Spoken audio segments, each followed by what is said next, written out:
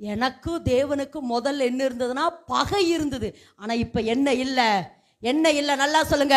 தேவனுடைய சமூகத்துல கிட்டி சேருகிற ஒரு பெரிய கிருபையை இயேசு கிறிஸ்து எனக்காக என்ன பண்ணிட்டாரா, உண்டு பண்ணி வைத்திருக்கிறார். எல்லாரும் ஆமென் என்று சொல்லலாமா? அதனால்தான் வேதத்துல வாசிக்கிறோம், ஏசாயா 53:5 வாசிக்கிற பொழுது சமாதானத்தை உண்டு பண்ணுமாக்குன வாசிங்க.